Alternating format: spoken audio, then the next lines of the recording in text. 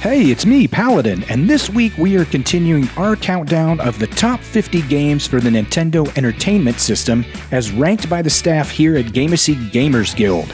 Today we're looking at ranks 40 through 31, but before we do, please leave us a like, hit the subscribe button, and click the bell to be alerted to when we drop our next video. Alright, get comfortable, push the power button, and let's get this party started. Here are our 40 through 31 picks of the top 50 games on the NES.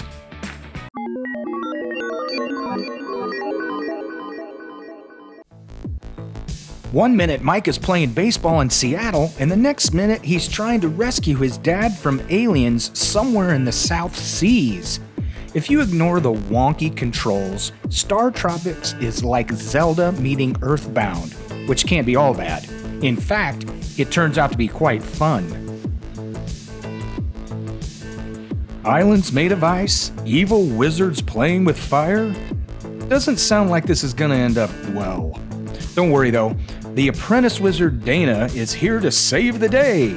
This game was actually a prequel to Solomon's Key and branded Fire and Ice in North America.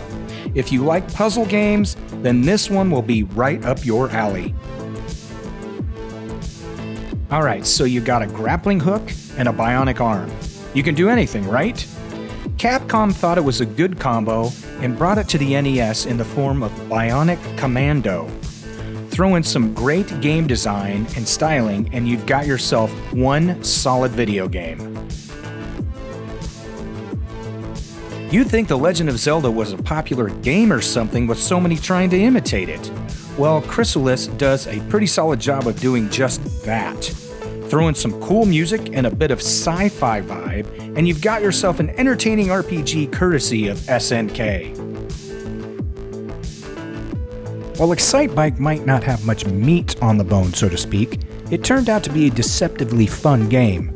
Racing down the track on your dirt bike, jumping over stuff, and trying not to chew dirt when you land, it's somehow really addicting. Excitebike quickly became a mainstay for all NES fans. Many will be quick to recognize more than a handful of great games on the NES were not shy of imitating others, Battletoads being an example. Even though it was an obvious shout out to a certain group of turtles, Battletoads was able to stand on its own with great gameplay, sound, and art. And who doesn't love heroes named Ras, Zitz, and Pimple?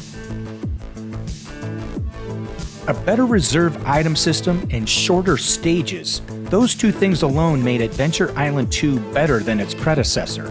The first game in the series was an adaptation of the Sega arcade game Wonder Boy, but Adventure Island 2 stood on its own.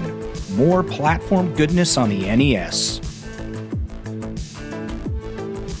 If you want to see where the vertical scrolling run-and-gun games that would become so popular got their start, then look no further than Commando. First released for arcades in 1985, it was then ported over to the NES a year later. And let's be honest, any game with a protagonist named Super Joe has got to be good, right? Well, it was. So much so, it spawned a legion of clones in the years to follow. Hey, let me pitch you my idea for a video game. Here goes. In the game, you've got a guy named Jason. Jason's got a pet frog named Fred. Fred jumps down a hole, Jason follows. Jason then finds a tank named Sophia the Third, and he uses it to fight radioactive mutants to rescue Fred. Sounds like fun, right? Well, it was, because Sunsoft already made it. Hello, Blaster Master.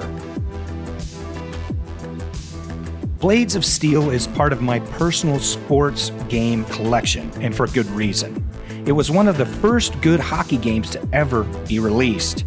If you're a hockey fan, or just a sports fan in general, you owe it to yourself to play this piece of video game sports history. And there you have picks 40 through 31 of Gamacy Gamers Guild top 50 games for the NES, as we keep rolling on towards the number one spot. Let us know in the comments what you thought about today's list. Hey, thanks again for watching. Bye-bye.